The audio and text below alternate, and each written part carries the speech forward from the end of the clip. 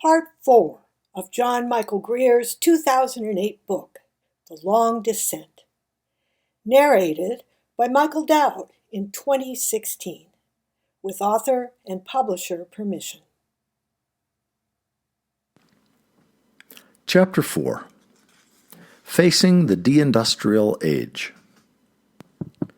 People try to anticipate the shape of the future for many of the same reasons that drivers pay attention to the road ahead. It's easier to respond to dangers and opportunities alike if you can see them at least a little in advance. As we move into the poorly mapped territory on the far side of Hubbard's Peak, however, differences between the futures we anticipate and the ones we are most likely to get may challenge us to the core.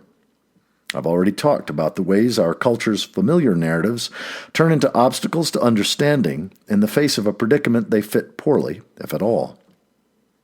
The same factors raise obstacles at least as high to constructive action and help explain one of the most striking differences between the energy crisis of the 1970s and the one unfolding around us today. The disconnect between theory and practice, and between proposals for change and the willingness to make change where it counts, in our own lives. It bears noticing that between 1956, when Hubbard originally announced the approach of peak oil, and the present moment, a remarkable paradox has unfolded. On the one hand, the evidence for the imminence and catastrophic potential of peak oil has grown steadily more convincing. On the other hand, the prospect of any constructive response to peak oil has grown steadily more distant. Despite occasional bursts of lip service, every major political party in every major nation in the industrial world supports economic policies that effectively subsidize increases in fossil fuel use, and thus move the world further away from a transition to sustainability with each passing day. I'm going to say that again. Despite occasional bursts of lip service, every major political party in every major nation in the industrial world supports economic policies that effectively subsidize increases in fossil fuel use, and thus move the world further away from a transition to sustainability with each passing day. That's not even mentioning climate change. The more imminent and obvious the dangers become, the more stubbornly the world's political and economic systems cling to exactly the policies that guarantee the worst possible outcome in the not very long run. This astonishing failure of will and vision can be traced to factors already discussed in this book. The mythic narratives and the logic of the monkey trap explored in Chapter 2 have had a potent influence on the way things have worked out over the last 3 decades. It's crucial to grasp that these are just as much a part of our predicament as the petroleum in the ground and the cars on our highways, and they have as potent an influence on what can still be done as do any of the hard technical facts of the case. The predicament we face is at least as much a social and cultural crisis as a technical one, and its technical side, difficult though it may be, is arguably the least challenging of its dimensions. Political action. A failure to grasp this last consideration, or at least to take it seriously, has hobbled the peak oil community since the first loud alarms were sounded in the 1990s. From the start, many people argued that the issue could best be dealt with by alerting the world's governments and getting them to solve the problem. This approach remains popular today, even though the world's governments show no sign of listening, and no significant political party in the developed world has seriously discussed adopting a realistic plan to deal with peak oil. Another popular activity among people concerned with peak oil has been the drafting of plans to deal with the approaching crisis. Many of these plans are extremely well designed, and even this late in the game, they could do a great deal to cushion the rough path ahead of us. Even the least plausible of them would likely have better results than the industrial world's current policy of sleepwalking toward the abyss. Yet while the books pile up on the shelves of libraries and used bookstores, the sleepwalkers continue on their way. The reason for this disconnect lies in the awkward fit between the demands of a peak oil future and the realities of energy use in the industrial world. While it's popular in some circles to assume that extravagant energy use is purely the fault of the very rich, large corporations, or some other collection of upper-class scapegoats. The fact is that the availability of cheap, abundant fossil fuel energy has changed nearly every aspect of life throughout the world's industrial nations. Most of us, not just the privileged few, benefit every day from the wasteful use of energy that characterizes modern society, and these benefits are among the many things peak oil places in jeopardy. This has implications few people take the time to think through. Consider a cup of coffee. The energy needed to run the coffee maker is only a tiny portion of the total petroleum-based energy and materials that go into the process. Unless the coffee is organically grown, chemical fertilizers and pesticides derived from oil are used to produce the beans. Diesel-driven farm machinery harvests them. Trucks, ships, and trains powered by one petroleum product or another move them around the world from producer to middleman to consumer, stopping at various fossil fuel heated or cooled storage facilities and fossil fuel-powered factories en route.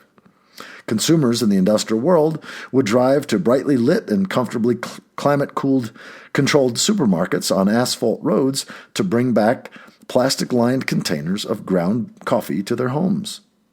To drink a cup of coffee, we use oil by the barrel. This is exactly the sort of extravagance that will not be viable much longer as the age of cheap, abundant energy draws to a close. One implication is that as fossil fuel stops being cheap and abundant, standards of living throughout the industrial world will sink toward the level of the non-industrial world. There's no way to sugarcoat that very unpalatable reality. Again, as fossil fuels stop being cheap and abundant, standards of living throughout the industrial world will sink toward the level of the non-industrial world. There's no way to sugarcoat that very unpleasant reality. In the last century, oil and other fossil fuels made it possible for a majority of people in the world's industrial nations, and a small minority elsewhere, to embrace lifestyles that don't require constant hard physical labor. Fossil fuels allowed people to wallow in a torrent of consumer goods, cars, exotic foods, expensive healthcare systems, and much more. As we head into the territory on the far side of Hubbard's Peak, all of that will go away. How many people would be willing to listen to such a suggestion? More to the point, how many people would vote for a politician or a party who proposed to bring on these changes deliberately now in order to prevent disaster later on? This isn't simply a rhetorical question. The experiment has been tried. In 1992, the MIT team that did the original limits to growth ran their numbers again with updated figures. The resulting study pointed out that the industrial world had frittered away most of its options in the 2 decades of delay. The team found that the previous 2 decades industrial society had gone into overshoot, the term environmental scientists use for a population of living things that is consuming vital resources so extravagantly that the ability of their environment to keep supporting them is at risk. Their new book, Beyond the Limits, urged an emergency program to stave off disaster. They pointed out, however, that the level of cuts in energy and resource use necessary to stave off disaster would require the American people to accept a reduction in their average standard of living that would bring it in line with that of Brazil. No politician or political party anywhere has taken up their suggestion as a platform, for obvious reasons. It's hard to think of a better recipe for political suicide. Back in 1992, John Kenneth Galbraith wrote a brilliant, mordant book, The Culture of Contentment, about the reasons why today's societies have proven to be so incapable of constructive change. He compared today's American political class, the people who have a significant voice in our collective decisions, to the French aristocracy before the Revolution.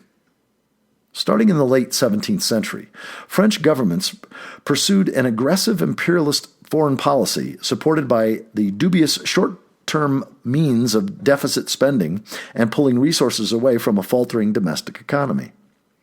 By the second half of the 18th century, as a result, the Kingdom of France teetered on the edge of bankruptcy, with debt service eating up half of all government income by 1770, while most of the French people lived in poverty that was extreme even by the standards of the time. Reforms were a constant subject of discussion. The problem was that no real change could be put into place without loading serious short-term costs on the government and the aristocracy. Everybody with access to the levers of power knew the situation was insupportable and that eventually there would be an explosion, but the immediate costs of doing something about it were so unpalatable that the French political class decided simply to do nothing and hope that things would somehow work out. Deficit spending continued in full spate until the fiscal crisis of 1788 and the collapse of the government finances that led straight to the French Revolution. In the end, the unwillingness of Louis XVI and his courtiers to deal with the burden of living within their means brought them to the guillotine. This is an excellent example of what sociologist C. Wright Mills called fate. Mills argued that the driving force behind most of the unintended changes in society is the power exerted by the countless small decisions made by people in the course of their daily lives. Market economies and democratic governments both rely on fate. Both trust in the steady pressure of people making their own small choices to keep society on track. Much of the time this works, but as the example of the French Revolution suggests, fate can also bring about the collapse of a government or a civilization.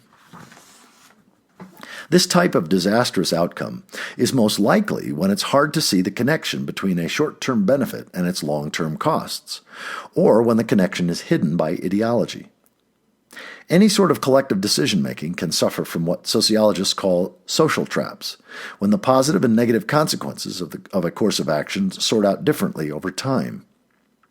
Political systems of all sorts usually settle on choices with short-term benefits and long-term costs rather than choices with short-term costs and long-term benefits, even if the long-term issues are of far greater importance. I'm going to say that again.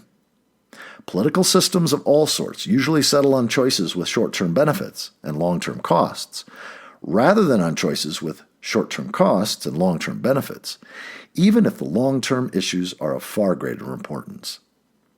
The pressure of fate is among the most important and least recognized forces blocking the way to a solution for the approaching crisis. If we had enough time and resources, and the political and collective will to use them, we might still be able to make the transition to a conservative society based on renewable resources, one with far fewer goods and services per person, but with the promise of long-term stability. Neither the leadership of the industrial world nor its citizens show any sign of having the will to make the necessary changes. Resources are running short, and so is time.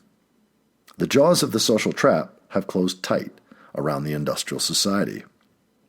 That trap has an important feature in common with Galbraith's example of the French Revolution. The social trap that doomed the French aristocracy in the years leading up to 1789 was especially insidious because its effects and the costs of change both built gradually over time. If the political classes of the Ancien Regime, France, had found the courage and foresight to bite the bullet early on, the tax burdens and the fiscal limits needed to bring matters back into balance would have been relatively easy to bear. That very fact made it easy for the political class to dismiss the need for change, since the problem seemed so small. By the time it was obvious that something had to be done, the cost of doing anything at all had become monumental, and those costs would have been borne directly and personally by each member of the political class. Thus, the crisis built up to its inevitable explosion. Only in the explosion's aftermath did constructive change become possible once again. The social trap imposed by the limits to growth works the same way. When the necessary changes could have been made easily, the danger was still so far off that it was all too easily ignored. Now that the danger is becoming obvious, the costs of change amount to requiring the population of the industrial world to surrender everything they think of as a normal lifestyle. Once the next wave of crises hits industrial society, and today's elaborately defended political and economic arrangements are washed away like so many sandcastles, political reform may become a viable option. But those reforms will only respond to disaster. They will not prevent it. The dynamics of our social trap thus put a political solution to the crisis of industrial society effectively out of reach, at least for the time being. Claiming that a political solution is the only option, to repeat a phrase too often used these days, misses a crucial point. collapse is also an option. The fact that it's not the option we'd prefer does nothing to make it less likely. Survivalism. Too often nowadays, however, those who understand the futility of a political solution go to the opposite extreme, borrowing the strategy made famous by rats aboard sinking ships. It's become very common for people aware of the imminence of peak oil to embrace the narrative of survivalism. The belief that the only workable response to the decline and fall of industrial civilization is to hole up in a cabin in the woods with stockpiles of food and firearms and live the virtuous frontier life while the world outside goes crashing down in flames. Much of the discussion of what to do about the aftermath of peak oil has thus focused on steps such as stockpiling gold, silver, and stored food, arranging effective means of defense against the rampaging mobs expected to roam the landscape in the aftermath of collapse, and then finding mates for one's children so that civilization can survive. This sort of thinking is surprisingly common these days. It draws on the myth of the apocalypse, of course, but it also has deep roots in another common cultural narrative as well. In the colonial states of the European diaspora, from the 18th century right up to the present, it's been a popular bit of rhetoric to contrast the rich, crowded, and wicked cities of the coasts with the poor, isolated, and allegedly more virtuous backcountry.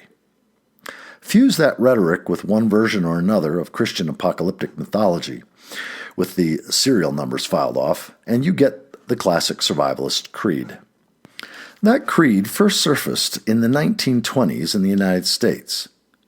Since then, survivalists have insisted that theirs is the one viable answer to any crisis you care to imagine: epidemic disease, nuclear holocaust, race war, the advent of the Antichrist, the predicted meltdown of the world's computer systems on January 1st, 2000, and the list goes on. From a survivalist point of view, peak oil is simply one more reason to head for the hills until the rubble stops bouncing. All the same, it doesn't fit the bill very well. True, the peaking of the world's oil production will usher in an age of rising energy costs and dwindling supplies, and that will bring plenty of economic, social, and political and demographic problems in its train. But I have yet to see anyone make a reasonable case that these problems will cause civilization to collapse overnight. We're facing decline, not apocalypse. And in the face of a gradual decline unfolding over several centuries, a strategy relying on canned beans, M16s, and an isolated cabin in the woods is a distraction at best.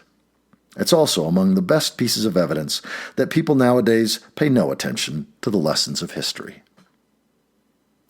One of the more common phenomena of collapse is the breakdown of public order at the rural peripheries and the rise of a brigand culture preying on rural communities and travelers. During the twilight of the Roman Empire in the West, for example, the countryside sank into anarchy long before cities stopped being viable, and bands of raiders made life outside the city walls difficult at best. As the industrial world moves into its own decline and poverty shifts from cities to the rural hinterlands, a process already well underway in North America, the same phenomenon is likely to repeat itself. Isolated survivalist enclaves with stockpiles of food and ammunition would be a tempting prize and could count on being targeted. Towns and small communities surrounded by arable land often do much better than rural areas when civilizations fall, because they can draw on a larger and more diverse labor force and more complex social networks to overcome problems that scattered rural villages or households cannot. North America is unusually vulnerable to a descent into rural anarchy because of its size, its dependence on automobiles, and its lack of a pre-petroleum infrastructure. Europe will be in much better shape, what with its massive rail system and cities that make sense on foot. The worst of the early phases of collapse may be focused here in North America as much as anywhere. It doesn't help that the United States, at least, has a citizenry armed to the teeth. Contemporary North America also lacks a social infrastructure of human scale, local community organizations. So once the mass institutions go under, people have nothing to fall back on, and little experience organizing themselves on a local level. That doesn't mean a Hollywood-style overnight collapse. It does mean we will have an unnecessarily hard time of it. The same factors also make it hard to support the popular notion that stockpiling precious metals or other valuables will make the stockpilers exempt from the consequences of decline and fall. This strategy has been attempted over and over again in recorded history. The one thing that can be said about it is that it consistently doesn't work. Every few years, for example, archaeologists in Britain dig up another cache of gold and silver hidden away by some wealthy landowner in Roman Britain as the empire fell apart. Such caches are usually not far from the ruins of a Roman villa that shows signs of having been sacked and looted by the barbarian raiders that ended Romans' civilization in Britain. As a working rule, if your value consists in what you've stockpiled, you can assume that an unlimited number of other people will be eager to remove you from the stockpile so that they can enjoy it themselves. However many you kill, there will always be more, and eventually your ammo will run out. Of course, it's also more than a little relevant that you can't eat silver or gold, or do much else constructive with them. The fetishism that makes precious metals precious in our present society may not survive the sort of prolonged brush with ecological reality that the limits to growth will most likely bring. I'll say that again. The fetishism that makes precious metals precious in our present society may not survive the sort of prolonged brush with ecological reality and the limits to growth will most likely bring. The temptation to rely on stockpiles of food, technology, weapons, or precious metals to get through the impact of the age of decline is, among other things, a natural product of modern ways of thinking. For 2 centuries, as a result of the vast energy resources we've extracted from the earth, machines and their products have been cheaper than skilled human beings.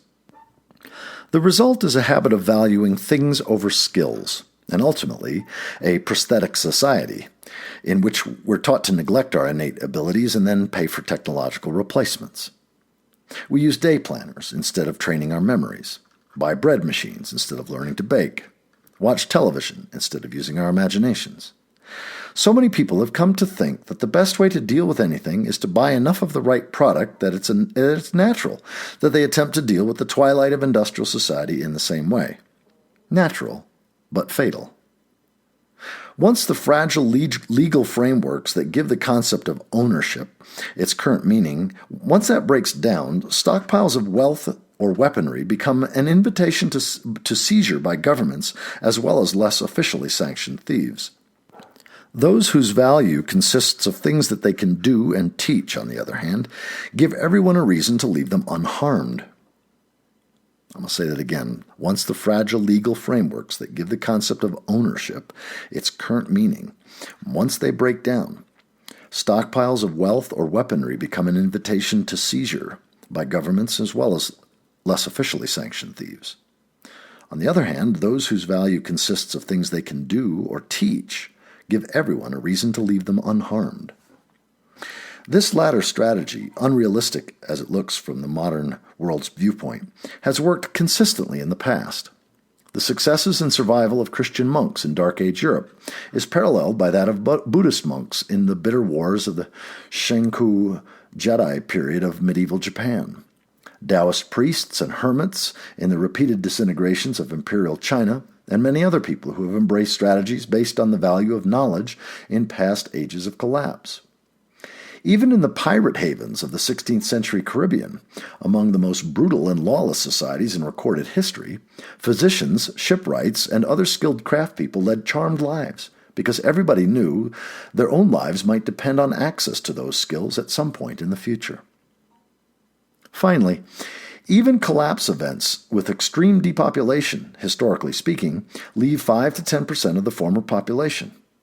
To put that in perspective, if you live in a town of 100,000 people, there will be 5 to 10,000 people still living there after the dust finally settles 200 years from now. Your children, their children, and the grandchildren of their grandchildren will have no trouble finding mates of their own.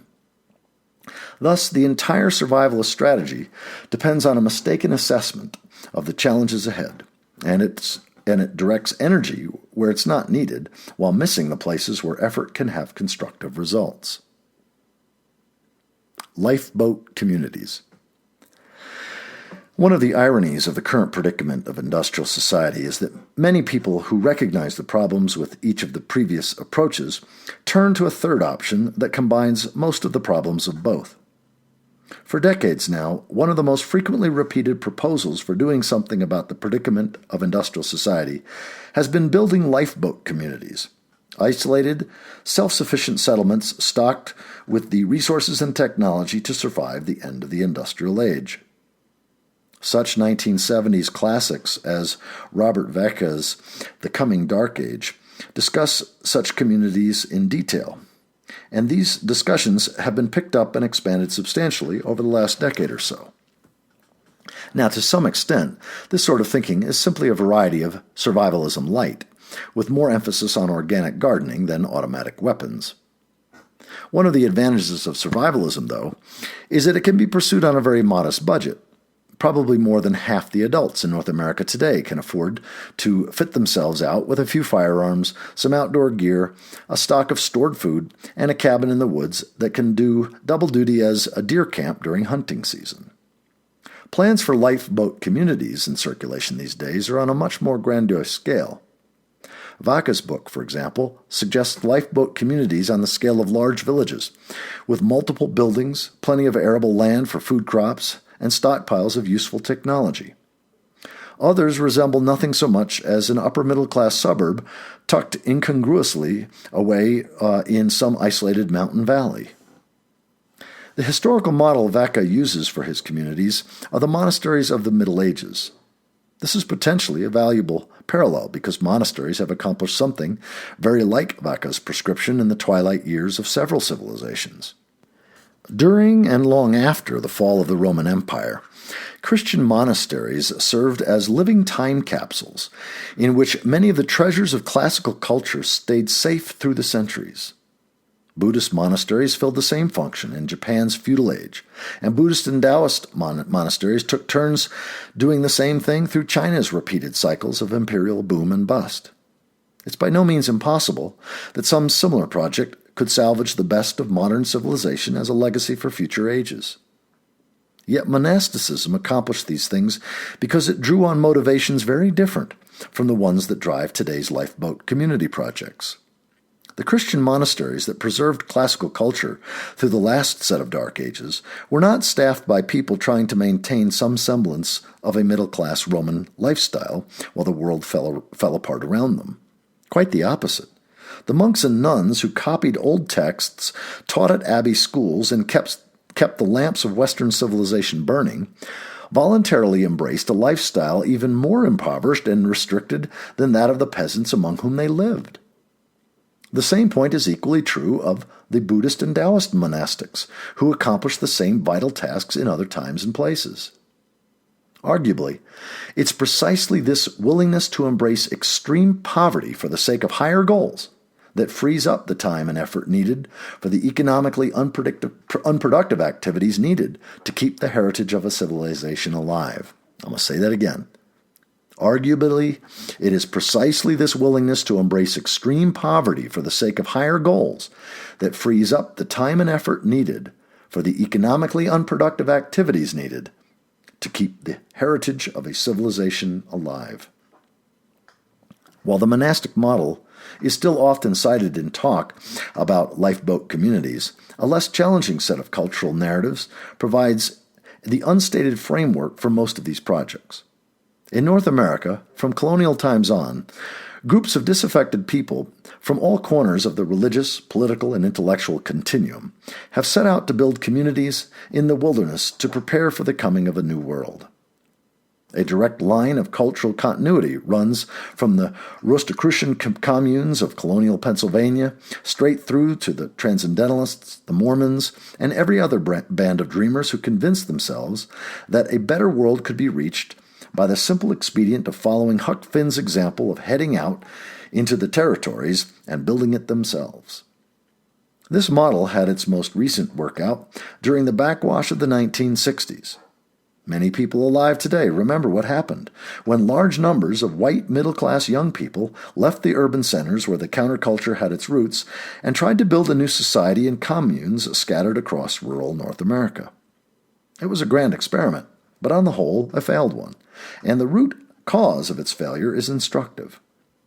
That root cause, in most cases, was a fundamental lack of recognition that rural life involves a great deal of very hard work. Of the many thousands of young communards who headed back to the land, few understood how much sheer muscular effort it takes to grow one's food and provide the other necessities of life. Even fewer had the most basic skills needed to tackle that technically complex and demanding task. Subsistence farming is more than a full-time job. It requires firm command of a range of technical skills that most middle-class people these days have never encountered, much less had the opportunity to learn. A little potting around in garden beds with a copy of a half-read book in one hand doesn't even begin to do the trick. Critiques of industrial society have proliferated in recent years, but few of them deal with the fact that life in an industrial economy powered by abundant fossil fuels really is much easier than subsistence farming in non-industrial conditions.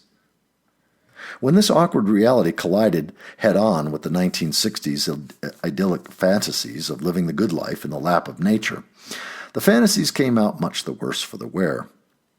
In the aftermath of the collision, some of the communes of the 1960s figured out ways to batten off the larger society through welfare, drug dealing, or some other sideline, while most simply let out a few bubbles and sank once the first bright rush of idealistic enthusiasm wore off. By the middle years of the 1970s, most of the enthusiastic communards of the previous decade or so had returned to middle-class lives in the world that they had once tried to abandon.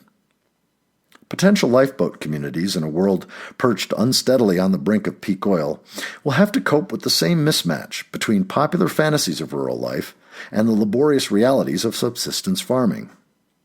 Anyone who seriously wants to pursue the goal of rural self-sufficiency needs to leave any desire for a modern middle-class lifestyle at the door. Say that again. Anyone who seriously wants to pursue the goal of rural self-sufficiency needs to leave any desire for a modern middle-class lifestyle at the door. The highest standard of living one can expect a rural lifeboat community to provide is that of a peasant farmer in a non-industrial world, and that will be within reach only if the participants are as competent at the art of subsistence farming as farmers in the non-industrial world generally are. Given competent training and a high tolerance for hard physical labor, day in and day out, a group of healthy adults can keep themselves and their dependents adequately fed, clothed, housed, and equipped with necessary tools, with a little left over for barter or sale. For thousands of years, this has been the standard human lifestyle over most of the world, and once the brief era of fossil fuel extravagance we call modern industrial civilization is over, it will likely be the standard human lifestyle once again. Compared to the ease, comfort, opportunity, and abundance of a modern middle-class lifestyle, though, it's a very hard life. It has to be remembered, furthermore, that the decline of the industrial world is likely to be a slow and uneven process, with periods up to several decades long when it might look look as though the crisis is over and the warnings inaccurate. When these periods arrive, it will most likely be even harder to pursue a rural subsistence lifestyle when the much easier lifestyles of the industrial world are still available. As a result, the Lifeboat Community Project faces a miniature version of the same social trap that has paralyzed political responses to peak oil. The land, buildings, and equipment needed to launch a lifeboat community of any size cost money. Upward of $1 million would be a good starting budget for such a project. And the people who commit themselves to the project must be willing to give up their careers in today's world in order to devote their time to building a new society that may not be needed for decades or even centuries to come. The costs involved have to be paid up front by the people involved, while the benefits come only later and are shared by all.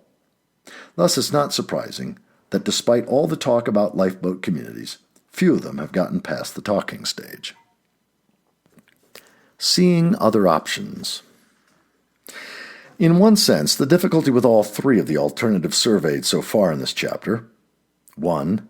Awakening the political system in time to solve the crisis, 2. Holding up with guns and food in a fortified enclave, and 3. Building lifeboat communities to weather the fall of the modern world, is that there aren't actually responses to our predicament. They're existing cultural narratives looking for problems to solve. Visit the nearest multi-screen movie theater, and you may just find all three of them playing this afternoon. Go through the door on the left and you can watch the movie about the lone visionary who recognizes an imminent crisis that no one else can see, and then finally manages to get the authorities to pay attention in time. Through the door on the right, there's the movie about the small band of heavily armed heroes blazing away at mindless, faceless hordes in some apocalyptic setting. Up the stairs in the middle, you can find the movie about the community of plucky survivors thrown together by some world-ending catastrophe who struggle through the aftermath and rebuild a clone of today's society from the ground up. Endlessly repeated in popular entertainment, these narratives have a powerful presence in the collective imagination of the industrial world, and it's important to be aware of the gravitational attraction they exert on our thinking. The core assumption common to all three proposals is that there's no middle ground between preserving the modern industrial system intact and a rapid descent into primal chaos. The core assumption common to all three proposals is that there's no middle ground between preserving the modern industrial system intact and a rapid descent into primal chaos. Both of the mythic narratives discussed over the last two chapters, the myth of progress just as much as the myth of apocalypse, feed into this assumption. Its popularity, however, doesn't make it anything like as reasonable as it seems. There's a wide middle ground between contemporary society and a road warrior struggle of all against all. It's in that middle ground that the most likely futures of the industrial world will take shape. And aiming for a constructive response to the futures of the middle ground is in all probability the best strategy we have. A metaphor might be useful here. Imagine that you found out today that tomorrow morning you'll be taken up to 10,000 feet in an airplane and tossed out the cabin door. That's a real crisis, and it demands serious thought and action. If you believe that the only two options are either staying in midair at 10,000 feet or falling to your death, though, you may just overlook the action that would most likely save your life: wearing a parachute. The metaphor can be extended a little further. The problem with being thrown out of an airplane at 10,000 feet isn't that you fall, it's that you fall too fast and land too hard. The same is true of the end of the Industrial Age. If the transition from industrial society to the deindustrial cultures of the future could be made gradually, with plenty of time to scale back our expectations and replace energy-intensive technologies with simpler ones, our predicament would be so mild that it would barely merit the name. At this point, however, so many opportunities have been wasted and so many resources depleted that the transition out of the Industrial Age will likely be a good deal more disruptive, and with close parallels to the breakdowns and dark ages that followed other civilizations in the past. This still leaves plenty of room for strategies that, like the parachute in the metaphor, will slow the descent and minimize the shock of landing. Thus, it's one thing to try to find some way to power today's industrial system with renewable sources while leaving intact the structures of everyday life that give our civilization its extravagant appetite for energy. It's quite another thing, and much closer to the realm of the possible, to use renewable energy to meet the far more modest energy requirements of an agrarian society. Especially in North America, restating the question in this way opens up immense possibilities. Very few people who live on this continent, for instance, have noticed that it's only our energy-wasting lifestyles that keep us dependent on imported oil, with all the unwelcome economic and political consequences that brings. Even 35 years after its own Hubbert's peak, the United States is still one of the largest producers of oil on Earth. If the average American used only as much energy per year as the average European, America would be exporting oil, not importing it. Only our insistence on clinging to the dysfunctional lifestyles of an age that is passing away keeps such an obviously constructive goal off the table in discussions of national energy policy. The same logic can be extended much more broadly. Today's industrial agriculture, for example, will become utterly unsustainable once the huge fossil fuel inputs that go into farm machinery, agricultural chemicals, worldwide transportation networks, and the like stop being economically viable. That doesn't mean, as some of the more extreme peak oil theorists argue, that once fossil fuels become too scarce and costly to use for agriculture, we'll all starve. It simply means that agriculture of the future will have to rely on human and animal muscle and other locally produced sources for energy and turn compost and manure into fertilizer, the way farmers did for millennia before the invention of the tractor. It also means that the sooner we launch the transition back to this more viable way of farming, the better. There are still people alive today who grew up working horse-drawn combines in the 1920s, when American agriculture was already productive enough to make the Great Plains the world's breadbasket. Converting back to horse-powered agriculture would be a challenge, but one well within the realm of the possible. Relatively simple changes in agricultural taxation, and land use policy could do much to foster that conversion. With severe depopulation setting in across much of America's old agricultural heartland, more dramatic steps such as renewal of the old Homestead Act, coupled with price guarantees for organically grown grain crops, would make a good deal of sense as well. If the mythology of progress didn't blind today's policymakers to such options, any number of steps could be taken to ease the transition from industrial to deindustrial society. I'll say that again. If the mythology of progress didn't blind today's policymakers to such options, any number of steps could be taken to ease the transition from industrial to deindustrial society. Those steps are likely to remain outside the realm of the politically thinkable for a long time yet, at least on a large scale. But the same logic can be applied on a local and individual scale. Individuals, groups, and communities, just as much as nations and industrial civilization as a whole, face the challenge of managing the descent from Hubbert's Peak. The longer we try to cling to the peak, the harder and faster the fall is going to be, and fewer are the people and cultural resources that are likely to survive it. If we accept that the long descent is inevitable and try to make it in a controlled manner, on the other hand, the way is open not only for bare survival, but for surviving in a humane and creative fashion while preserving as much of value as possible for the future. I'm going to read that again. Individuals, groups, and communities, just as much as nations and industrial civilization as a whole, face the challenge of managing the descent from Hubbert's Peak. The longer we try to cling to the peak, the harder and faster the fall is going to be, and fewer are the people and cultural resources that are likely to survive it.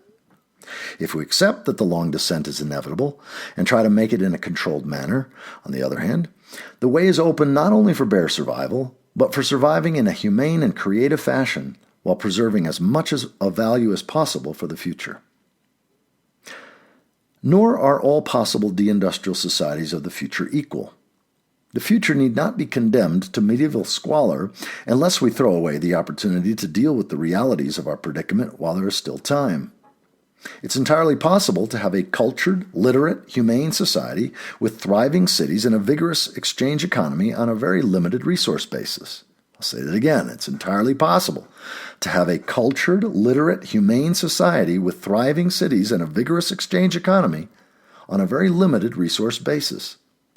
During the Tokugawa period, 1603 to 1868, for example, Japan closed its borders to the outside world in a successful bid to stay out of the clutches of the European colonial empires of the day.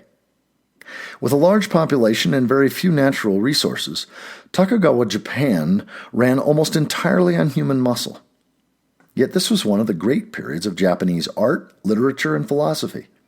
Literacy was so widespread that the three largest cities in Japan had 1,500 bookstores among them, and most people had access to basic education, health care, and the necessities of life. If we get past the distractions of emotionally appealing mythologies, face the future squarely, and start getting ready for it now, future deindustrial societies could achieve as much. That goal is within reach, and it's hard to think of a better gift that we can offer the future. I'll say that again. If we get past the distractions of emotionally appealing mythologies, face the future squarely, and start getting ready for it now, future deindustrial societies could achieve just as much as the Tokugawa period in Japan. That goal is within reach, and it's hard to think of a better gift that we can offer the future.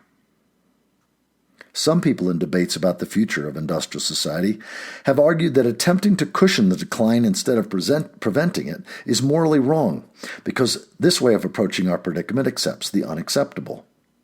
This sort of thinking is understandable, but it misses the central point at issue. We don't necessarily have a choice about what we have to accept. All of us, for example, will have to accept the reality and inevitability of death. Not only our own deaths, but those of the people we love as well. In the presence of death, we can rail against the inevitable, or we can deal with its reality and do what we can to minimize its negative dimensions. The same principle applies to the current situation. At this point in history, after decades of wasted opportunities and profligate energy use, preventing the industrial age from ending would most likely be impossible even if our societies were prepared to muster the will and leadership to take the necessary steps, which they are clearly not. As suggested in Chapter 1, this conjunction of events defines the present crisis as a predicament, not a problem. At the same time, prevention isn't the only option that can save lives and salvage at least some of the cultural treasures of the last 6,000 years. A parachute, again, won't keep you from being thrown out of that airplane at 10,000 feet, but it's still a very useful thing to have if your efforts at prevention fail. In the present situation, equivalent steps are arguably the only option we've got that make moral or practical sense. Coping with Catabolic Collapse. Responding to the decline and fall of a civilization, of course, is a good deal more complex than strapping on a parachute. Fortunately, the process of decline is also a good deal slower than falling out of an airplane, and thus makes room for options that apocalyptic mythologies hide from view. If, as I've suggested, the decline and fall of industrial civilization will resemble rolling down a bumpy slope more than falling off a cliff, it becomes possible to meet each wave of crises as it comes, using resources that are already on hand. For example, there's no need to flee to the wilderness to build communities to survive the transition to deindustrial society. We already have communities in place, the cities, towns, and rural neighborhoods where we live right now. These can be reshaped to handle the challenges and opportunities of the future. None of the four horsemen described in Chapter 3, declining energy availability, economic contraction, collapsing public health, and political turmoil, are new to human experience. Our great-grandparents knew them well, and today they are familiar to the vast majority of our fellow human beings.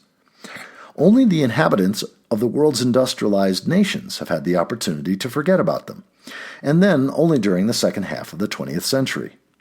Before then, most people knew how to deal with them, and most of the strategies that were developed and used in the past will still be viable far into the future. The one hitch is that we have to be ready to put them into practice. Since governments have, by and large, dropped the ball completely, it's up to individuals, families, groups, and local communities to get ready for the future ahead of us. Say that again.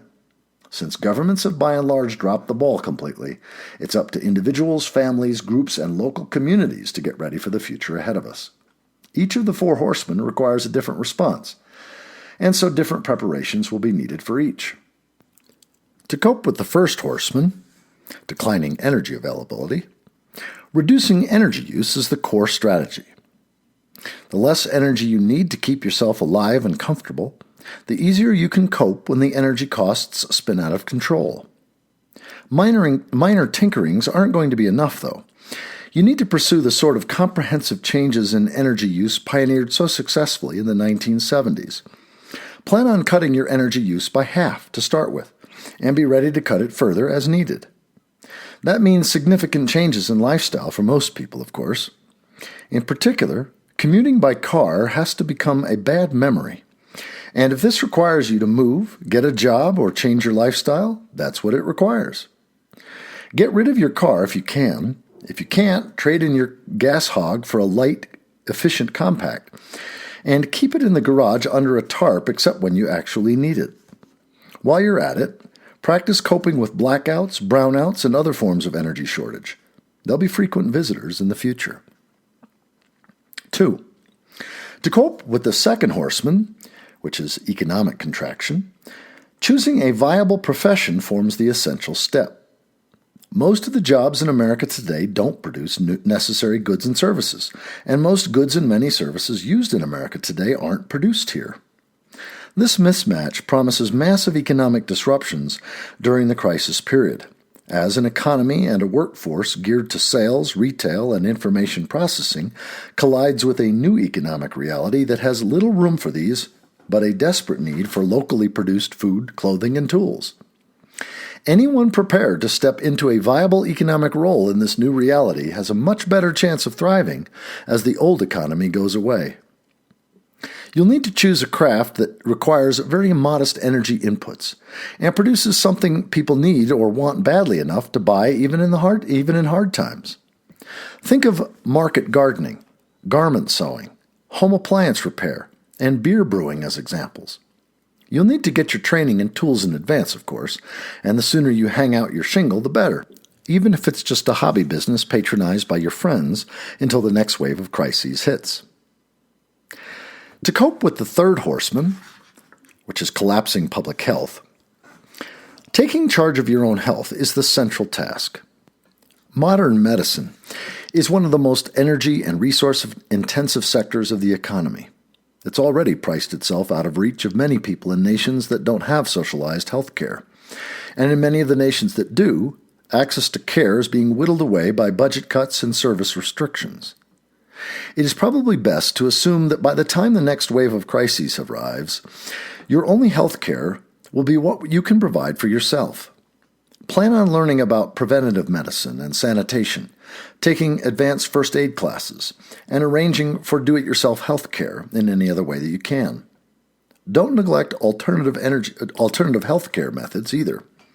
While there's some quackery in the alternative field, there's also much of value, and the denunciation of the alternative health care that comes from the medical establishment are mostly just attempts to protect market share.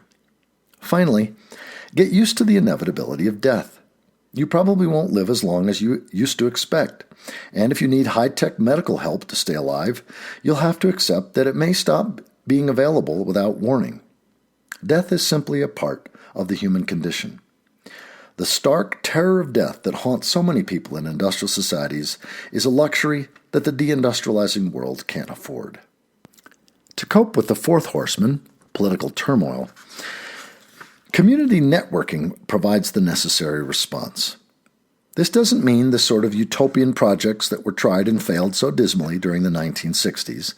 It means the proven and effective approaches that have been used for hundreds of years by people who learned that working together is an essential tool for survival. If you've participated in a block watch, shopped at a farmer's market, or belonged to a community service organization, you've taken part in community networking activities.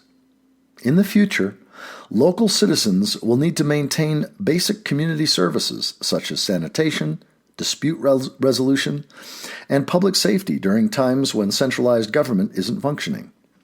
Getting to know your neighbors and participating in local community organizations helps build connections that will make the ad hoc arrangements needed in a crisis achievable. Energy possibilities. The short-sighted choices and missed opportunities of the last 30 years have given us a future in which energy will become drastically more expensive when it can be obtained at all. At this point in history, this unwelcome transformation can't be prevented. Today's national and regional governments are so blinkered by the myth of progress and so beholden to the existing economic order that the chance they'll pursue a constructive response to our predicament at this point is minimal at best. The one remaining option is preparation on the personal, family, and community level. Even in the realm of energy, this option offers more possibility than a casual glance might suggest. One of the many ironies of our present situation is that today's energy-squandering lifestyles actually bid fair to give us more room for maneuver as energy supplies decline. In North America in particular, we waste so much energy on non-essentials that a large fraction of our energy use can be conserved without severely impacting our lives. Consider the suburbanite who mows his lawn with a gasoline-powered mower and then hops in a car to drive down to the gym to get exercise that he didn't get mowing the lawn. From Christmas lights and video games to 3-hour commutes and Caribbean vacations, Most of the absurd extravagance that characterizes energy use in the world's industrial countries only happens because fossil fuel energy has been cheap for so long. It's been pointed out many times that the average North American uses about 3 times as much energy each year as the average European. It's much more rarely noted that the standard of living that Americans buy with this extravagance isn't significantly better than the ones Europeans enjoy at a third of the energy cost. This means that North Americans could cut their energy use by 2/3 without seriously affecting their standard of living. Most European countries have infrastructure and urban design that support relatively low energy lifestyles, while most of North America lacks these. So what is theoretically possible may be difficult for most people to achieve. Major cuts, though, are well within reach. Mature technologies and proven lifestyle changes already exist that can save half or more of the energy that average North American family uses in the course of a year. Nearly all of them were already on the shelf by the late 1970s, and books from that period on appropriate technology and energy conservation, most of which can be bought at a used book market for a few dollars each, provide detailed instructions. At this point, it's simply a matter of putting them to work, because most of them require modest investment, and prices for many of the materials involved are likely to soar once energy prices shoot up and conservation becomes a matter of economic survival for all but the very rich. Getting them in place as soon as possible is essential. And he has a footnote that especially recommends Jim Leckie, Leckie, and Gil Masters and Harry Whitehouse and Lily Young's book, Other Homes and Garbage, Designs for Self-Sufficient Living. And also Helga and Bill Olk, Owski, and Tom Javits, The Integral Urban House. Let's start with transportation, the largest single energy use for most people in North America. Commuting by private car swallows a majority of most people's gasoline budget and a very large fraction of their total energy use. Few aspects of today's lifestyle are as dysfunctional in a deindustrial world as our habit of driving long distances between home, work, stores, and shops. After 50 years of car-centered land use planning, getting out of the commuting lifestyle will take careful planning and a willingness to do without certain amenities, but it can certainly be done.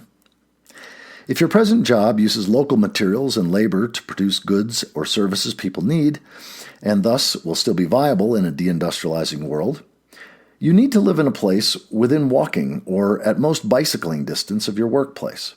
Otherwise, you won't have a job once shortages hit and commuting becomes impossible. You won't be able to rely on public transit because millions of other people will be trying to use it at the same time you are. If your present job is like most employment in a modern industrial society, producing nothing people actually need, you need to switch to a career producing necessary goods and services so you need to live within walking distance of your future workplace and the people who will patronize you. In either case, you need to be within walking distance of other people who can provide you with goods and services you need. The best way to manage this is to live in an old-fashioned mixed-use neighborhood that includes homes, small businesses, and public facilities such as schools and libraries, all of which are within easy reach of one another. The neighborhood can be in a rural town, a small or medium-sized city. It can even be in the sort of old-fashioned suburb that surrounds a small business district or retail core. Moving to such a neighborhood can involve giving up amenities that many people want, but to be frank, you'll just have to live with that. A lifeboat is more cramped and less comfortable than an ocean liner, but if the liner's sinking, the lifeboat is still a better option. Don't let the first wave of crises find you living in a bedroom suburb miles from the nearest shopping or employment. Nor will you want to be in the sort of lone house or cabin in the backwoods that most of today's survivalists fancy, not unless you plan on meeting your own needs for food, fuel, clothing, healthcare, police protection, and everything else. All these things will still be available during the crisis years. Although supplies will be sporadic and shortages common, the experience of European nations during the wars and depressions of the 20th century show that local economies will readily emerge as the global economy comes apart.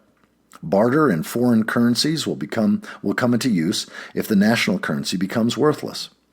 In the decaying suburbs and the rural periphery, though, goods and services will be out of reach, and unless you've thoroughly practiced self-sufficiency and are willing to embrace a primitive lifestyle, trying to get by in isolation is a one-way ticket to starvation, exposure, and death.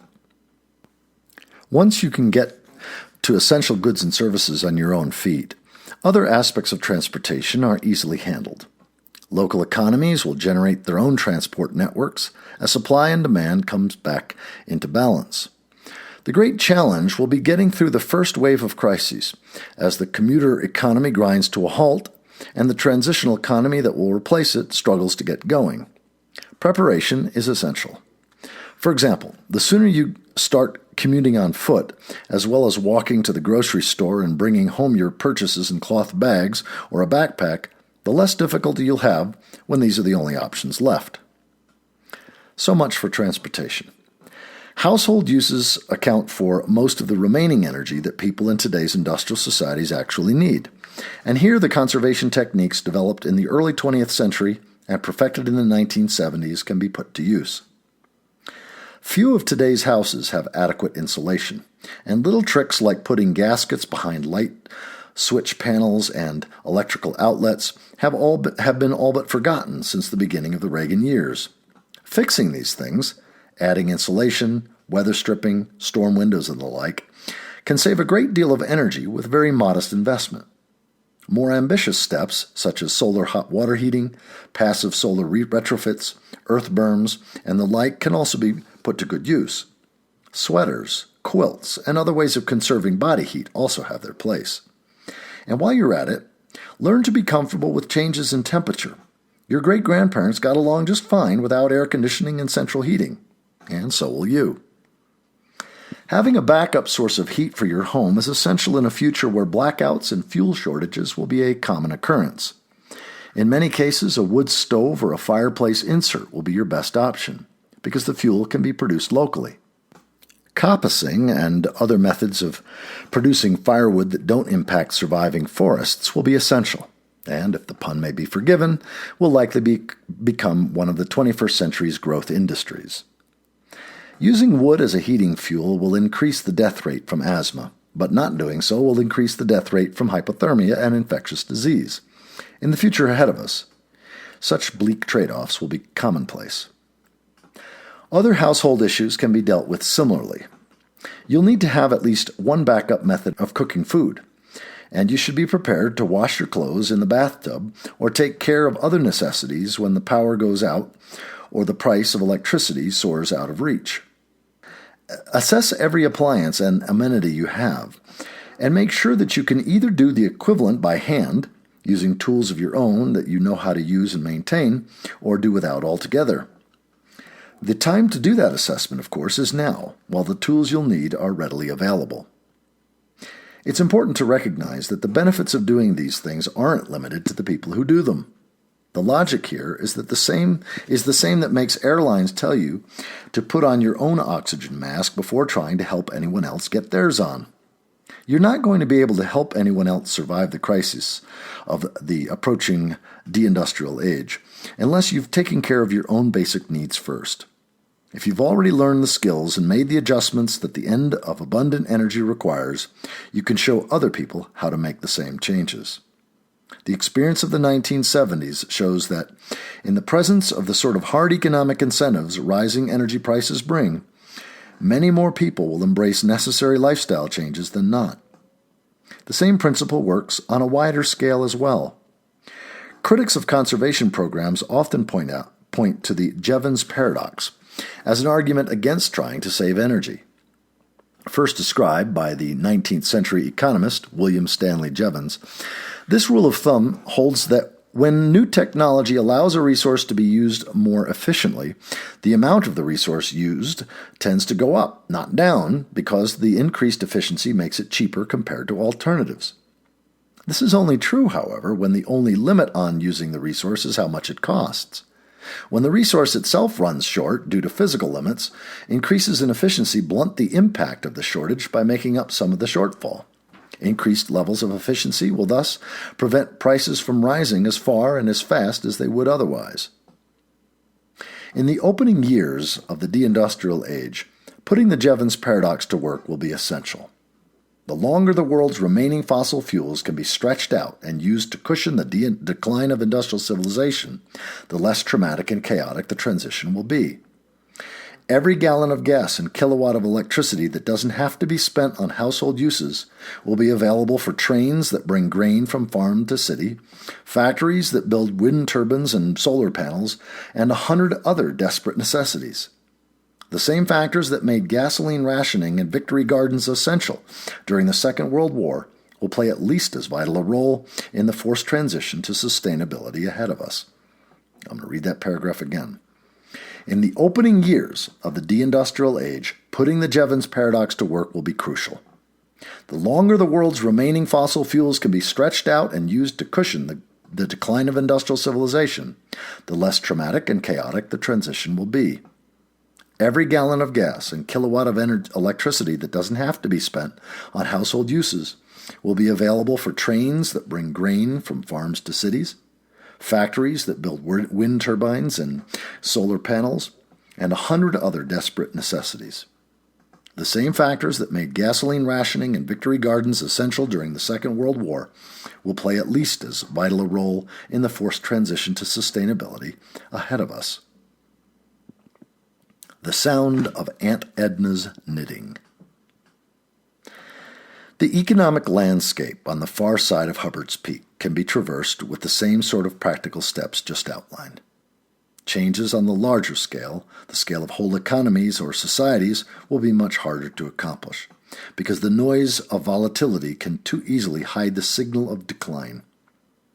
Just as occasional plunges in the price of oil and natural gas encourage people to embrace the comforting delusion that they no longer have to worry about long-term energy availability, the upside of the post-peak economy, the fortunes that will be made, the speculative gambles that will pay off, the boom times that will come when demand destruction crashes energy prices and all seems right with the world, will make it easy for people to convince themselves that industrial society is still on track. It's easy to understand this sort of thinking, since the alternative is to accept the unacceptable, to admit that the industrial age is ending, and the luxuries, conveniences, and standards of living that define ordinary lifestyles in the modern world are going away, not just for a little while, but forever. That the unacceptable is also inevitable makes it no easier to cope with. Still, accepting the unacceptable is the crucial first step in dealing with the economic impact of peak oil. Every assumption about the future has to be reassessed in the light of a contracting economy in which money and other forms of abstract wealth no longer guarantee access to goods and services. Say that again. Every assumption about the future has to be reassessed in the light of a contracting economy in which money and other forms of abstract wealth no longer guarantee access to goods and services. Not that long ago, after all, money played only a minor role in the overall economic picture. Until the 18th century, more than half of all goods and services in the Western world were produced within household and community economies and exchanged in customary networks governed by obligation and reciprocity, not supply and demand. Say that again. Not that long ago, after all, money played only a relatively minor role in the overall economic picture. Until the 18th century, more than half of all goods and services in the Western world were produced within household and community economies and exchanged in customary networks governed by obligation and reciprocity, not supply and demand. Most households produce the great majority of their own food, clothing, and other necessities, using surpluses to barter for specialty goods with local producers. Cash served as a means of exchange for things produced so far away that transport costs and spoilage made barter unworkable.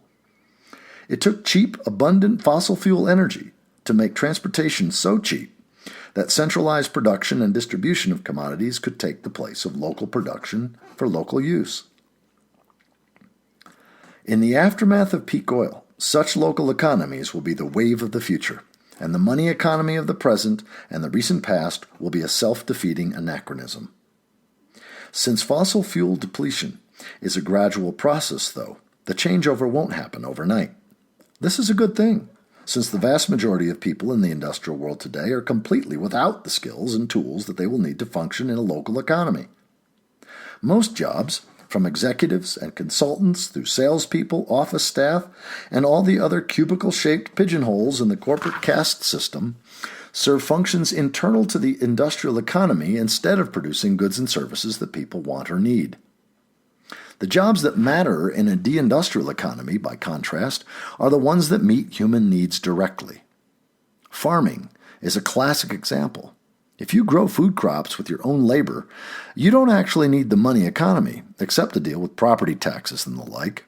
Your labor provides you with value directly because some of your crops end up on your own kitchen table, and the rest can be exchanged with other local sources of goods and services you need. The seamstress next door, the blacksmith down the road, the general store in town. Money is a convenient way of facilitating these exchanges, but it's not necessary. You can as well use barter or local script or any other means of exchanging value that comes to hand. Because what you produce has value to other people, you can trade the things other people produce. You can trade for the things that other people produce, whether or not the money economy is there to mediate the trade. Compare the farmer to the corporate marketing assistant or a factory worker in an injection casting plant, and the differences become clear. The marketing assistant provides a service helping to create and manage marketing plans for a corporation that have no value outside the money economy.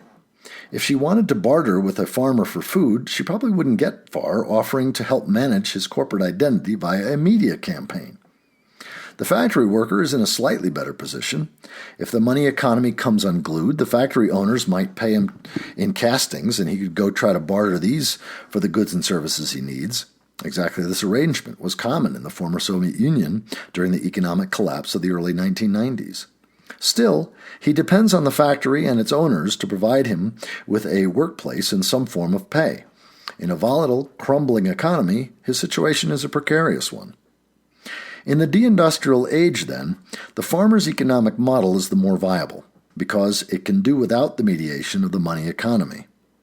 Other professions that produce necessary goods and services will be in the same comfortable position because people will continue to need food, clothing, shoes, tools, and the like, and will trade for them whenever means are available. Except in the most difficult times, they will also be willing to trade for other things that aren't quite necessities. Someone who can brew good beer, for example, will be able to count on a lively market for his product even in the most apocalyptic times. Healing arts form another set of essential professions, but they also belong on the list of essential skills everyone needs to master. Access to those skills has an immediate payoff as well, because the medical system that we now have does not wait for catabolic collapse to go under. It's already broken beyond repair. Especially in the United States, but not only here, economic forces long ago turned the theoretical triumphs of scientific medicine into a real-world fiasco. For many years now, medical care has been a leading cause of death in the United States. Add together the annual death toll from iatrogenic, that is physician-caused illnesses, nosomal, that is hospital-transmitted infections, drug side effects and interactions, risky but heavily advertised elective surgeries such as stomach stapling and simple malpractice, and the resulting figure soars well above the annual toll for heart disease or cancer or anything else. Many people are already voting with their feet by abandoning conventional medicine for various alternative and traditional forms of medicine, even when these don't work, and of course some of them don't. Placebos are at least less likely to cause harm than the toxic drugs and invasive surgeries that form the mainstay of today's conventional medicine. Many alternative healthcare systems, on the other hand, treat common illnesses quite effectively. Another factor, though, makes alternative methods much better suited to the coming deindustrial age. Today's medical system, with its global supply chains, complex technologies, and centralized facilities, is among industrial civilization's most voracious users of energy and natural resources. Almost without exception, alternative medical treatments use much less of both. Many of the most effective alternative systems, herbalism and acupuncture come to mind, evolved long before the industrial system came into being and use very modest amounts of sustainable resources to treat illnesses. In an age of energy scarcity and hard ecological limits, systems like these are the wave of the future.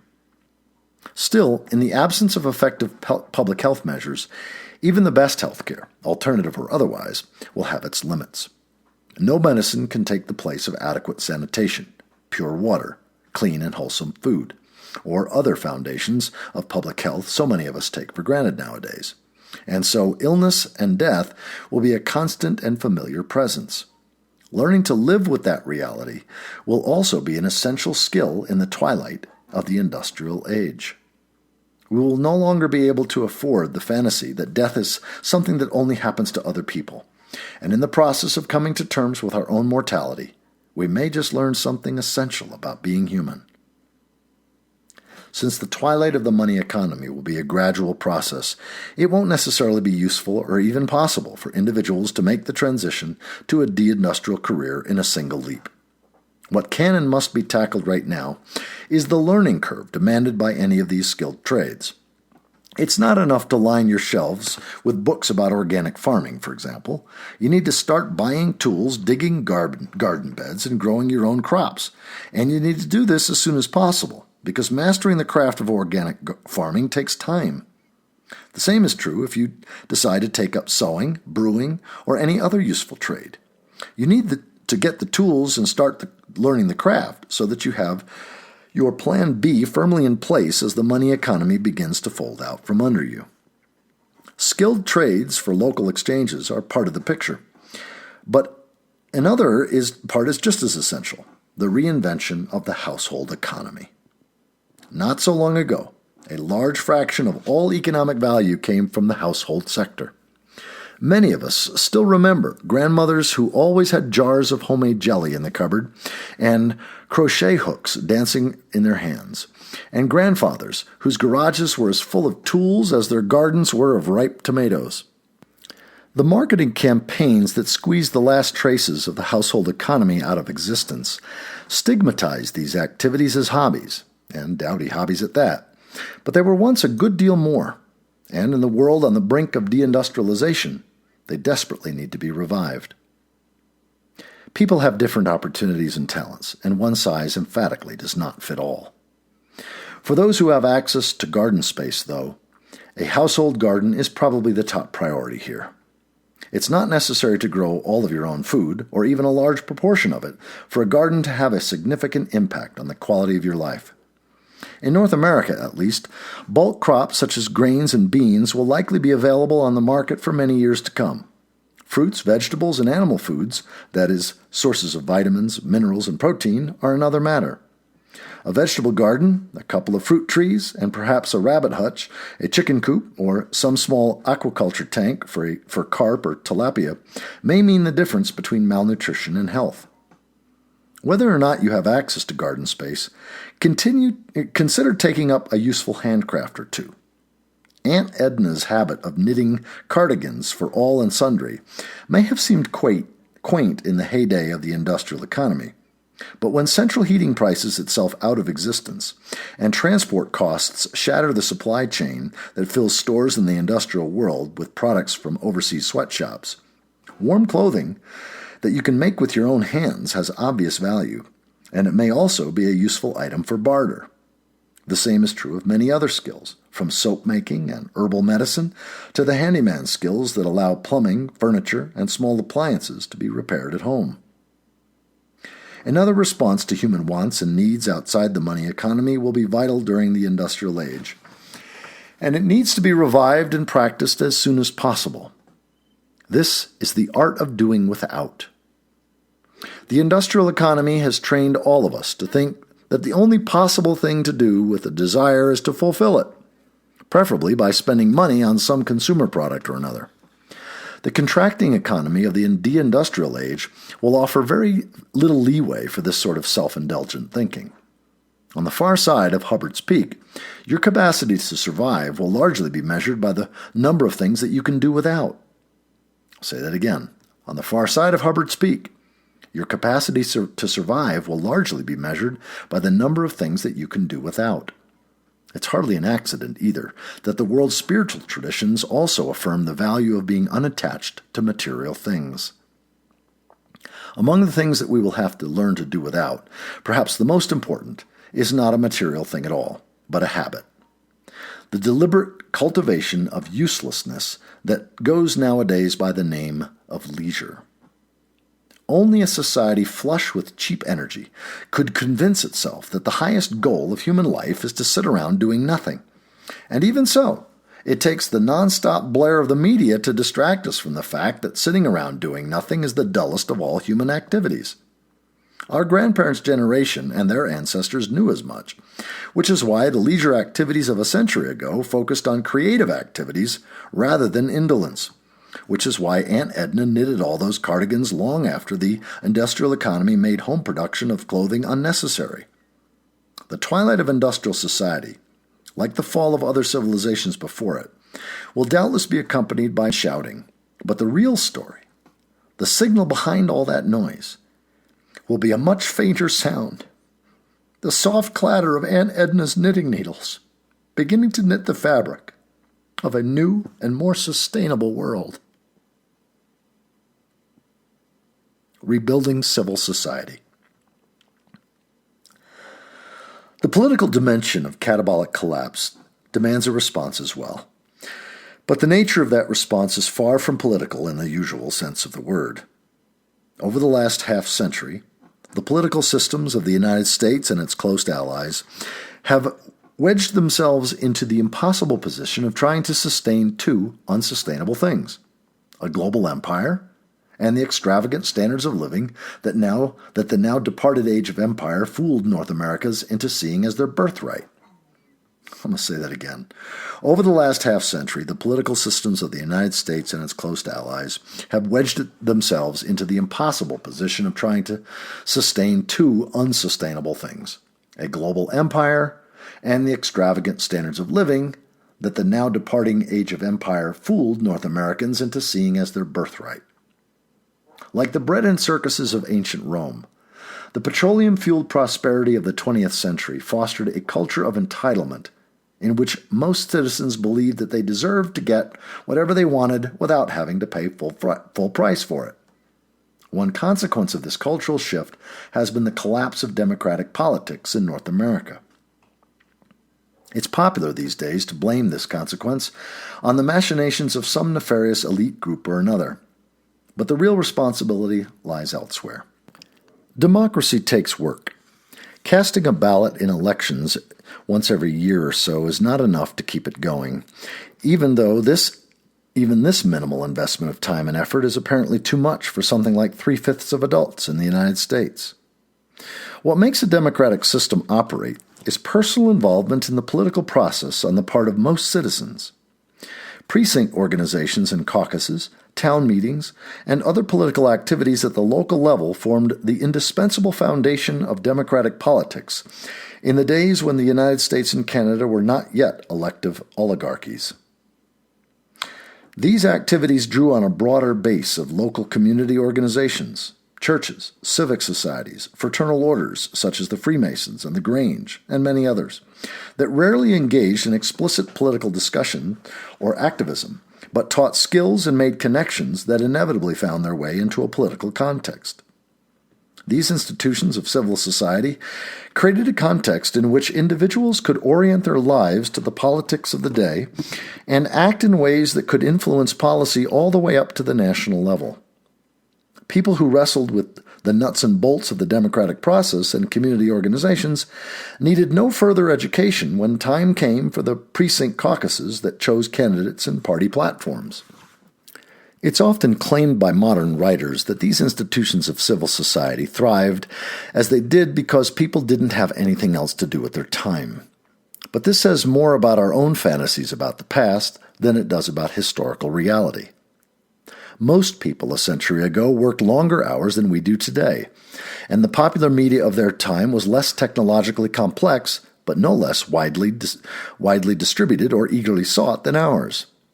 The difference lay rather in prevailing attitudes.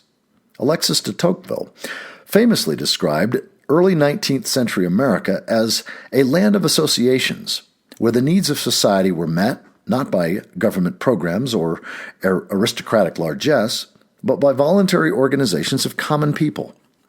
The civil society of pre-imperial America thrived because people recognized that the social and personal benefits they wanted could only be bought with the coin of their own time and money. One example worth remembering is the way that fraternal orders, rather than government bureaucracies, provided the social safety net of 19th century North America. The Oddfellows, a fraternal order founded originally in Britain, launched this practice shortly after its arrival on the American continent in 1819. Oddfellows lodges in Britain had the useful habit of taking up collections for members in need, especially to cover the living costs of those who had fallen sick. Remember, this was long before employers offered sick pay, and to pay the burial costs of those who died. In the North American branch of that order, this quickly evolved into a system of weekly assessments and defined benefits. The way it worked was simple enough. Each payer paid weekly dues, 25 cents a week, roughly the equivalent of $20 a week today, was average, and the money went into a common fund. When a member in good standing became too sick to work, he received regular sick pay and, in most lodges, visits from a physician who received a fixed monthly sum in the lodge in exchange for providing care to all its members. When a member died, his funeral costs were covered by the lodge, and his dependents could count on the support of the lodge in hard cash, as well as the less tangible currency of the International Oddfellows Network. By 1900, as a result of this, Odd Fellowship was the largest fraternal order in the world. In the same year, more than 2,000 North American fraternal orders had copied this model, and nearly half of all adult Americans and Canadians, counting both genders and all ethnic groups, by the way, belonged to at least one fraternal order. This effective and sustainable system, though, depended on the willingness of large numbers of people to support their local lodges by attending meetings and paying weekly dues. Equivalent systems throughout civil society had the same requirements, and with the coming of empire, these turned into a fatal vulnerability. As the profits of empire made it possible for governments to buy the loyalty of the middle class with unearned largesse, the old system of voluntary organizations lost its support base and withered on the vine. With it perished the local politics of precinct caucuses and town meetings. When participation in the political system stopped being seen as an opportunity to be heard and turned into an annoyance to be shirked, democracy mutated into today's system of elective oligarchy. Say that again. When participation in the political system stopped being seen as an opportunity to be heard and turned into an annoyance to be shirked, democracy mutated into today's system of elective oligarchy. What happened in effect was that most people in North America made the consumer economy their model for political participation. A consumer's role in the economic process is limited to choosing from a selection of lavishly advertised and colorfully marketed products provided by industry. In the same way, most people in the industrial world embraced political systems in which all they had to do was choose from a selection of lavishly advertised and colorfully marketed candidates provided by the major parties. It's not accidental that when people today complain about the low caliber of candidates offered for their vote, their tone and language often doesn't differ noticeably from their complaints about the low quality of consumer products offered for their purchase. Absent in both cases, too, is any recognition that there might be an alternative to choosing among products someone else made for them. Until this attitude changes, nothing will bring back democracy. No institutional change, however drastic, will create a democratic nation unless the people of that nation are willing to invest the time, effort, forbearance, and resources that a democratic system needs. Say that again. No institutional change, however drastic, will create a democratic nation unless the people of that nation are willing to invest the time, effort, forbearance, and resources that a democratic system needs. Nor will throwing one set of rascals out of office in order to replace them with another set of rascals, more to one's taste, have any noticeable effect on the character of the system as a whole. Until people come to the conclusion that the costs of democracy are less burdensome than the costs of doing without it, they will continue to have a government of the people in name only. Not because some elite group has taken it from them, but because the people themselves have turned their backs on it. Nor, I think, is there much hope that peak oil, global warming, or any other aspect of our current predicament will induce them to do otherwise. Combine any of these factors with the decline of American empire, and the result you get is a future in which people of all classes must get by with a great deal less wealth and leisure than they think they deserve. It seems unlikely that they will respond by giving up even more of their wealth and leisure to renew a dimly remembered democratic system that, despite its many other virtues, offers no hope of regaining these things. Instead, my guess is that the focus of the next century or two of North American politics will be attempts to hang on to as much of the prosperity of empire as possible. Not all these attempts may be as ham-fisted as current American foreign policy might suggest, and for this reason people of other nations would do well to be wary of proposals for some sort of world community emanating from American soil, no matter how apparently liberal the language in which it's phrased. The American people have already faced a choice between democracy and the profits of empire, and we know which one they chose. The fact that they will end up with neither is one of the ironies of history, but I doubt that many will see it that way. What, though, can those who value democracy do within the constraints of a collapsing empire and a declining industrial civilization? One workable strategy, it seems to me, is rebuilding the foundations of civil society that made democracy work in the first place. Though it's unfashionable and politically incorrect to suggest this, and doubtless new forms will also be needed to evolve, I think that much value remains in the old institutions of North American civil society. In particular, in the handful of surviving fraternal orders, the Freemasons, the Oddfellows, the Grange, and their equivalents. Behind lodge doors, all but forgotten even by the retirees who keep the old lodges going, lies a rich history and a wealth of proven methods that weathered every challenge except that of unearned prosperity. Those approaches could readily be put to use again. Equally, other dimensions of civil society wait to be rebuilt or reinvented. A great many of the common assumptions of our imperial age will have to go by the boards in this process, however. In particular, the notion of entitlement needs to be an early casualty of the approaching changes. The Oddfellows and their many equivalents did not dispense charity. They provided a means for those willing to contribute to the common welfare to spread out the risks and share the benefits of life in an uncertain world. Those who did nothing to help others did not get help in their own time of need. This may seem harsh, but in a time of unbending ecological limits, it's also necessary.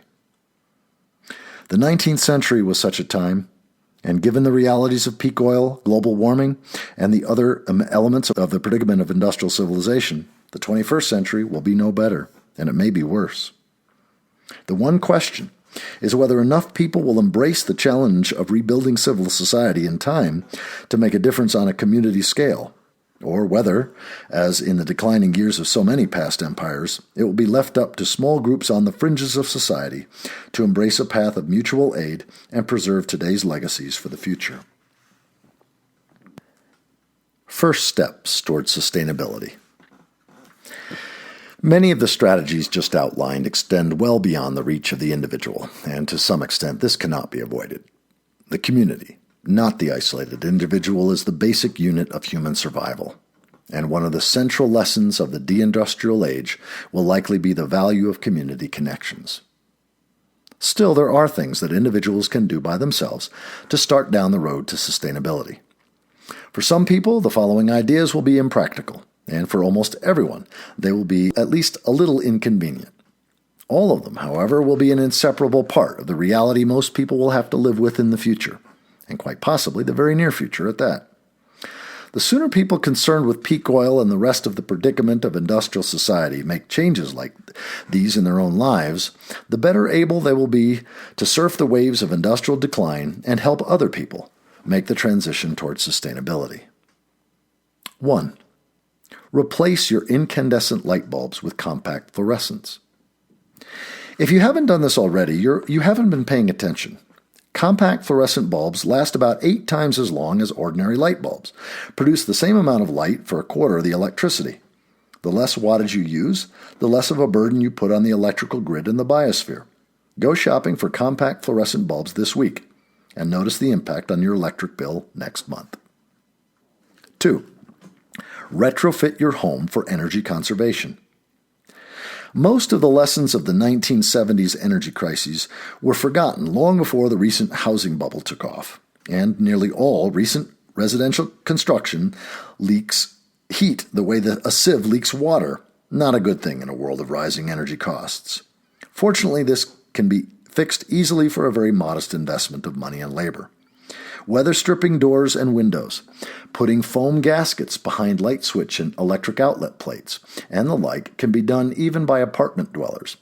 And more extensive projects, such as putting an extra layer of insulation in the attic, are within the reach of most homeowners and house renters. As energy prices rise, heat will once again be too precious to waste. Over the coming year, learn what you can do to conserve energy at home, and do it. Your bank balance will thank you, and so will the planet. 3. Cut back on your gasoline consumption. Our dependence on cars is as much emotional and psychological as it is practical, but few people are willing to take the step we're all going to have to take sooner or later and actually get rid of their cars. Everyone can cut down on the amount of gas they use, however. Whether you do it by trading in a gas guzzler for a more modest and more efficient car, cutting back on casual driving, walking or bicycling more, or switching to carpooling or public transit for your commute, each gallon of gas you don't use helps stretch out the downside of the Hubbard's curve and buys time for a transition to sustainability. Keep track of how much gas you use each month and try to make the total go down each month. Number 4. Plant an organic vegetable garden. Today's agricultural practices depend on fossil fuels to power equipment, transport produce, and provide fertilizers and pesticides.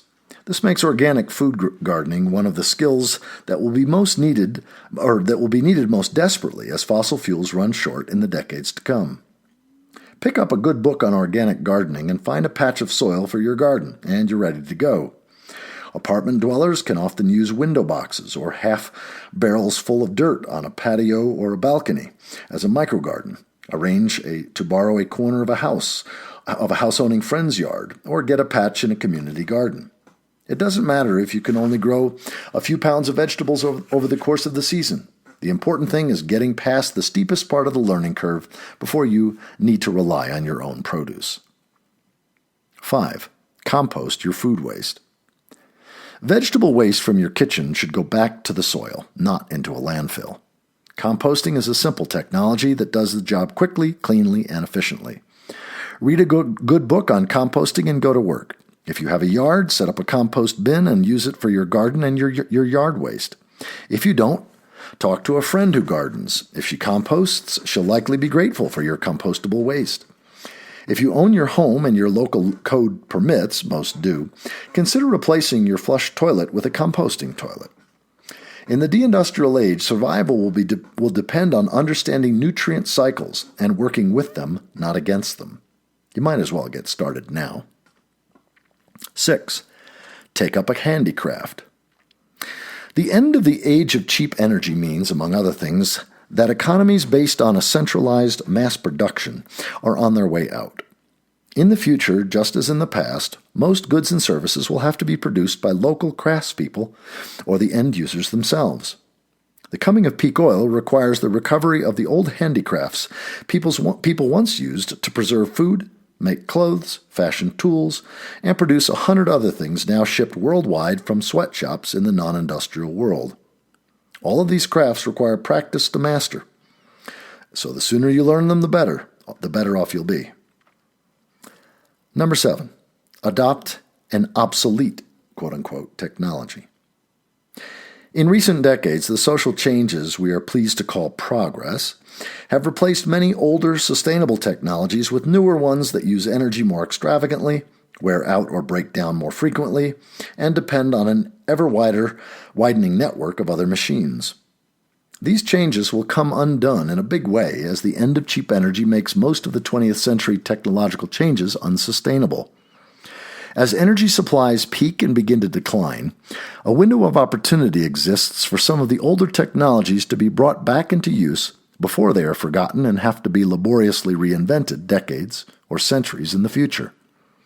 Many of them work just as well as their more modern replacements. A slide rule can crunch numbers as effectively as a pocket calculator, for example. A hand-cranked beater will beat eggs just as well as an electric one. Choose an old technology that interests you and make it a part of your everyday part of life. Number 8, take charge of your own health care. Healthcare in the industrial nations has become a massive industry, even more dependent on extravagant energy consumption and international supply chains than most. In the United States, at least, it has already become so costly that almost half of Americans can no longer afford even routine care, and it will be likely to be among the first economic sectors to break down as energy supplies contract and the global economy fractures. Older, less energy-dependent healing methods, most of them part of today's alternative healing movement, offer one of the few ways of responding to this.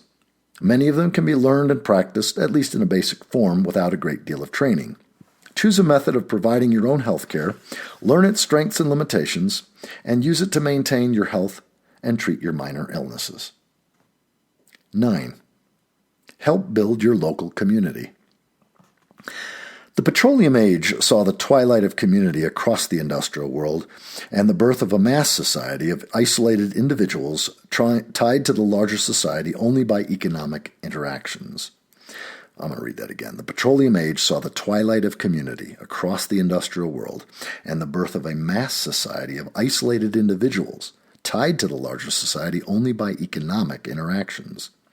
The results have not been good, and they will likely get much worse as the petroleum age ends and the economic glue of mass society comes apart. Many of the old institutions of community still exist, and new networks have begun to take shape in many communities. More than anything else, such networks need people willing to invest a modest amount of time in them. Choose one of them, get involved, and stay active in it. And number 10, explore your spirituality. At the core of the consumer society and the fossil fuel-powered industrial system that spawned it lies the conviction that the highest goals of human existence can be found in material consumption. This notion took shape in opposition to an equally dysfunctional belief that despised the material world and grounded all human hopes in an invisible other world on the far side of death. The bitter sibling rivalry between these twin ideologies has hidden from many people the fact that many other options exist. In the twilight of the industrial age, the faith in progress that buoyed the consumer economy faces extinction. But the hopes once confided to it deserve better homes. In spirituality, as well as ecology, diversity is a positive good, and it's long past time we discard the claim that every human being can, much less should, approach the great mysteries of existence in the same way. I'll say this again.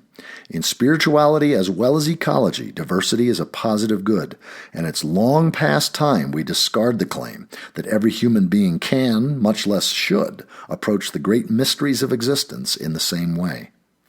Whatever your own vision of spirituality may be, then, explore it more deeply and study its teachings in the context of the coming deindustrial age.